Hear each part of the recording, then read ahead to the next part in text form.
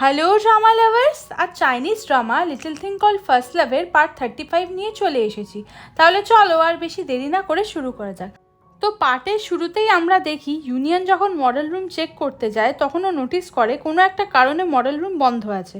এরপর ইউনিয়ন দেখে ভাঙ্গি, মিয়ামেও আর শিন একটা জায়গা থেকে উকি মেরে ইউনিয়নকে বলছে যে ও যেন কাইকে এখান থেকে নিয়ে চলে যায়, যেটা শুনে ইউনিয়ন স্মাইল করে। অ্যাকচুয়ালি কাইয়ের বার্থডে, তাই শিন মডেল রুমের মধ্যে বার্থডে ডেকোরেশন করাচ্ছে। কাই ইউনিয়নকে বলে, আরে চলো, দরজা খোলাই আছে, কিছুই হচ্ছে না। এরপর নিং আর ইউনিয়ন কাইকে জবরদস্তি ওখান থেকে নিয়ে যেতে থাকে আর বলে মডেল রুমে কেউ নেই। এরপর আমরা মডেল রুমের সিন দেখি, যেখানে প্রায় সাজানো কমপ্লিটই ছিল, বাট কিছু কিছু জিনিস এখনও লাগবে। তাই জন্য মিয়ামেও যখন কনভেনিয়েন্স স্টোরে এসে জিনিস কিনছিল তখন মিয়ামেও দুজন আননোন পার্সনের কথা শুনে নেয়, যারা কাই আর ওর বাবার ব্যাপারে কথা বলছিল। অ্যাকচুয়ালি ওরা প্ল্যান করছিল যে ওরা কাইকে কিডন্যাপ করে দেন মারবে, তারপর ফটোসগুলো ওর বাবাকে পাঠিয়ে ওনার থেকে টাকা চাইবে। মিয়ামেও বুঝতে পারছিল না ম্যাটারটা কি। মিয়ামেও ওদের কথা শুনে ঘাবড়ে যায়। এরপর ও যখন স্টোর থেকে বেরায় তখন ও দেখে কাই সামনে থেকে আসছে। মিয়ামেও আরও ভয় পেয়ে যায় যে এরা এক্ষুনি না কাইকে দেখে ওকে ধরে নিয়ে যায়। এই জন্য মিয়ামেও তাড়াতাড়ি কাইয়ের কাছে এসে কাইকে ধরে অন্যদিকে নিয়ে যায়। কাই বুঝতে পারছে না কি হচ্ছে এটা। এদিকে নিংও বুঝতে পারছিল না মিয়ামেও কেন এমনটা করছে। এরপর মিয়ামেও কাইকে বলে দেয় দুটো লোক ওর আর ওর বাবার ব্যাপারে কথা বলছিল। সেটা শুনে কাই রাগের মাথায় মারামারি করতে যাচ্ছিল। তখন মিয়ামেও আর নিং ওকে আটকে দেয় আর বলে এটা করা উচিত হবে না। তখন কাই ওদের বলে আচ্ছা আমি যাচ্ছি না, বাট আমাকে অ্যাটলিস্ট ওদের দুজনকে দেখতে দাও যে ওরা কারা। এরপর মিয়ামেওয়ের সঙ্গে কাই আর নিং যখন কনভেনিয়েন্স স্টোরে ঢোকে তখন দেখে লোকগুলো অলরেডি ওখান থেকে চলে গেছে। এরপর কাই মিয়ামেওকে বলে তুমি এই জিনিসটা এখন প্লিজ সিক্রেটই রাখো, মানে শিনকে এই ব্যাপারে কিছু বলবে না, কারণ ও না তো এটা আমার মাকে জানিয়ে বিষয়টা আরও বাড়াবাড়ি করে ফেলবে। মিয়ামেও কাইকে বলে ঠিক আছে, আমি শিনকে কিছু বলবো না।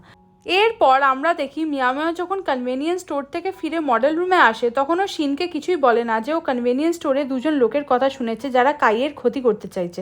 এইদিকে শিন মিয়ামেওকে বলে আরও কিছু জিনিস পার্টির জন্য লাগবে, সেগুলো তুমি ইউনিয়নের সাথে গিয়ে নিয়ে আসো। আর হ্যাঁ, ইউনিয়নকে সব জিনিস বাই করতে দেবে না, কারণ ও কোনো জিনিসের দাম না দেখেই বাই করে নেয়, এটা ওর অভ্যেস। কিন্তু আমাদের বাজেটও মেনটেন করতে হবে, তাই জন্য তুমি ওদিকটা দেখে নাও। মিয়ামেও খুশি হয়ে যায় আর বলে ওকে, বিকজ ও ইউনিয়নের সাথে যেতে চলেছে। নেক্সট সিনে আমরা কাইকে দেখি ওর বাবাকে এসএমএস করে সব জানাচ্ছে যে দুটো লোক কাইকে খুঁজছে। ওর বাবা কাইকে অন্য একটা জায়গায় কথা বলার জন্য ডেকে পাঠায়। সেটা দেখে কাই উঠে পড়ে যাওয়ার জন্য, বাট নিংয়ের কাইয়ের জন্য চিন্তা হচ্ছিল, তাই কাইকেও একা যেতে মানা করে। ইউনিয়ন বুঝতে পারছিল না ব্যাপারটা কি। এরপর কাই ইউনিয়নকে সব কিছু জানায় আর বলে তোমরা আমার চিন্তা করো না, আমি বাবার সাথে দেখা করে আসছি। এরপর কাই ওখান থেকে চলে গেলে ইউনিয়ন আর নিংয়ের কাছে শিনের এসএমএস আসে। শিন নিংকে মডেল রুম ডেকোরেশনের জন্য ডাকছিল, যেটাতে নিং একদমই ইন্টারেস্টেড নয়। এইদিকে ইউনিয়ন স্মাইল করছিল কারণ মিয়ামেও ওর সাথে জিনিস কিনতে যাচ্ছে সেটা দেখে। নেক্সট সিনে আমরা দেখি মিয়ামেও আর ইউনিয়ন ফাইনালি গ্রসারি শপিংয়ের জন্য চলে এসেছে। এখানে ইউনিয়ন সেগুলোই করছিল যেসব শিন মিয়ামেওকে বলেছিল, মানে ইউনিয়ন কোনো প্রাইস ট্যাগ না দেখেই একসাথে অনেক অনেক জিনিস তুলছিল। এই জন্য মিয়ামেও ইউনিয়নকে এমনটা করতে মানা করে। এরপর ইউনিয়নের থেকে জিনিসগুলো মিয়ামেও চাইতে থাকে, বাট ইউনিয়ন কিছুতেই দিচ্ছিল না আর বলে তুমি চিন্তা কেন করছো, বাজেট খারাপ হবে না। কিন্তু মিয়ামেও জানে যে বাজেট গন্ডগোল হবেই, তাই জন্য মিয়ামেও ইউনিয়নকে বলে তোমাকে কিছু নিতে হবে না, আমি দেখে নিচ্ছি, তুমি জাস্ট আমার সাথে থাকো। যেটা শুনে ইউনিয়ন রাজি হয়ে যায়।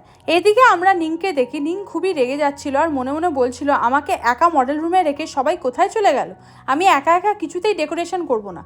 এরপর ও যখন উঠে মডেল রুম থেকে চলে যেতে যাচ্ছিল তখন ইউজিন আসে, কারণ শিন ওকে ডেকোরেশনের জন্য ওখানে ডেকেছে। শিন ইচ্ছা করে এটা করেছে যাতে ওরা দুজন কিছুটা টাইম নিজেদের মতো করে স্পেন্ড করতে পারে। ইউজিনকে দেখে নিং খুব খুশি হয় এবং ওর মুড ঠিক হয়ে যায়। শিন জানে যে নিং ইউজিনকে পছন্দ করে আর তাই এমনটাই হচ্ছিল যে নিং ইউজিনের সাথে খুব ভালোভাবে টাইম স্পেন্ড করছিল। এরপর আমরা দেখি কাই ফাইনালি ওর বাবার কাছে চলে এসেছে এবং ওর বাবাকে অনেক কোশ্চেন করছে। ওর বাবা ওকে বলে আমি তোমাকে বেশি কিছু বলতে পারবো না, শুধু ওই দুটো লোক যদি তোমার সামনে আসে তুমি ওদের বলবে আমার সাথে তোমার কোনো সম্পর্ক নেই, তুমি ছোট থেকে মায়ের কাছে মানুষ হয়েছো। কাই বলে কিন্তু বাবা তুমি এটা কেন বলছো না যে ওই লোক দুটো তোমাকে কেন খুঁজছে। ওর বাবা বলে প্লিজ আমাকে বোঝার চেষ্টা করো, আমি তোমাকে বলতে পারবো না। এরপর ওরা যখন ওখান থেকে উঠে যেতে যাচ্ছিল তখন কাই আর ওর বাবা দেখে ওই দুটো লোক ওদের পেছনে দাঁড়িয়ে আছে। অচেনা লোক দুটো কাইয়ের বাবাকে আটকানোর চেষ্টা করে এবং কাইকে সব জানিয়ে দেয় যে ওর বাবা কিভাবে অনেক অ্যামাউন্টের লোন নিয়ে রেখেছে এবং টাকাগুলো শোধ করতে পারছে না, তাই আমরা ওনার সাথে যা খুশি তাই করতে পারি। যেটা শুনে কাই শক হয়ে যায়। এরপর কাই ওদের জিজ্ঞাসা করে কত টাকা বলো। কাইয়ের বাবা লোক দুটোকে বলে প্লিজ আমার ছেলেকে আর কিছু বলো না, ওকে যেতে দাও। কিন্তু লোক দুটো কাইয়ের বাবার কোনো কথা শোনে না এবং কাইকে ফুল অ্যামাউন্ট বলে দেয়। যেটা শুনে কাই অবাক হয়ে যায় আর বলে কি এত টাকা। এরপর কাই ওর মানি ব্যাগ থেকে ওর ব্যাংকের কার্ড দিয়ে বলে এখন এতে যা টাকা আছে তোমরা নিয়ে নাও, আমি বাকি টাকাও ম্যানেজ করে দিয়ে দেবো। কাই ওর বাবাকে বলে কার্ডের পাসওয়ার্ড তোমার বার্থডে ডেট দেওয়া আছে। এরপর কাই ওখান থেকে চলে যায়। কাইয়ের বাবার খুবই খারাপ লাগে এটা ভেবে লোনের ব্যাপারে কাই জেনে ফেললো। এরপর ওই দুটো লোক যখন কাইয়ের কার্ডটা নেবে বলে আসে তখন কাইয়ের বাবা কার্ডটা চেপে ধরে রাখে আর বলে আমি তোমাদের কাছে হাত জোর করে ক্ষমা চাইছি, প্লিজ আমার ছেলেটাকে ছেড়ে দাও, তোমরা আমাকে আর কিছুদিন টাইম দাও, আমি তোমাদের টাকা এবার সত্যিই ফিরিয়ে দেবো। ওরা কাইয়ের বাবাকে 10 দিনের সময় দেয় আর বলে টাকাটা 10 দিনের মধ্যে না পেলে আমরা কাইয়ের বাড়ি আর ইউনিভার্সিটি চিনি, তাহলে সেখান থেকে গিয়ে টাকা নিয়ে আসবো। এরপর লোক দুটো ওখান থেকে চলে যায়। নেক্সট সিনে আমরা কাইকে দেখি কাই বাস্কেটবল খেলছে আর ভাবছে ওর বাবা এখনও কত বাজে একটা কন্ডিশনের মধ্যে রয়েছে যেখানে ওনাকে নিয়ে যে কেউ যা খুশি বলতে পারে, টাকার জন্য ওনার সাথে এইসব হচ্ছে ভেবে কাইয়ের মুড খুবই খারাপ হয়ে যায়। এরপর ও রাগের মাথায় বাস্কেটবল খেলতে থাকে। এরপর কাই যখন সন্ধ্যেবেলায় ফিরছিল তখন ও ভাবছিল যে ও কীভাবে টাকা ম্যানেজ করবে ওর বাবার জন্য। ঠিক এরপর কাই মডেল রুমে ঢুকে পড়ে একটু নিজের মতো টাইম স্পেন্ড করবে বলে, কিন্তু এখানে তখন শুধু মিয়াও ছিল আর ডেকোরেশন করা ছিল, সাথে লেখা ছিল হ্যাপি বার্থডে কাই। কাই এইসব দেখে খুবই সারপ্রাইজ হয়ে যায় আর ভাবে এগুলো কি আমার জন্য। কাই ভাবছিল মিয়াও এগুলো সব নিজের হাতে কাইয়ের জন্য করেছে, ওই জন্য মিয়াও কাইকে সারপ্রাইজ দিতে চাইছিল। এরপর কাই মিয়াওকে বলে আমি এর আগে কোনোদিনও আমার বার্থডে সেলিব্রেশন করতাম না, কারণ তখন আমি খালি বাবার ফিরে আসার কথা চিন্তা করতাম, কিন্তু আমি আজ আমার বার্থডে সেলিব্রেশন করব কারণ তুমি আমার জন্য এত কিছু করেছো। এরপর কাই একটা জিনিস দেখিয়ে বলে ওয়াও, এটাও কি তুমি কিনে এনেছো আমার জন্য, আমার এটা অনেক দিন ধরেই কেনার ইচ্ছা ছিল। এরপর মিয়াও তাড়াতাড়ি করে ক্লিয়ার করে যে না না এইসব আমি করিনি তোমার জন্য, শিন প্ল্যান করেছে, আর এই গিফটটাও শিনই তোমার জন্য কিনেছে, তোমার এই বাস্কেটবল অনেক দিন ধরে কেনার ইচ্ছা ছিল তাই জন্য, শিন এটা কেনার জন্য অনেক দিন ধরে টাকা সেভ করছিল, তুমি হঠাৎ করে ঢুকে পড়লে তাই, না তো শিনই এই সারপ্রাইজটা দিত। যেটা শুনে কাইয়ের মন ভেঙে যায় এবং ও খুবই আপসেট হয়ে পড়ে। এরপর কাই আবার মিয়াওকে বলে ঠিক আছে তুমি নিশ্চয়ই আমার জন্য কিছু এনেছো, সেটা আমায় দাও। মিয়াও বলে সরি কাই, বাট আমি আলাদা করে তোমার জন্য কিছু আনিনি। যেটা শুনে কাইয়ের মন আরও খারাপ হয়ে যায়। এরপর আমরা দেখি ওরা সবাই চলে এসেছে যারা বাইরে ছিল। এরপর মিয়াও তাড়াতাড়ি করে ওদের কাছে চলে যায় এবং কাইকে বার্থডে উইশ করে। এরপর শিন কাইয়ের জন্য বার্থডে কেক নিয়ে কাইয়ের দিকে এগিয়ে আসে, যেটা দেখে কাই একটু খুশি হয়ে যায়।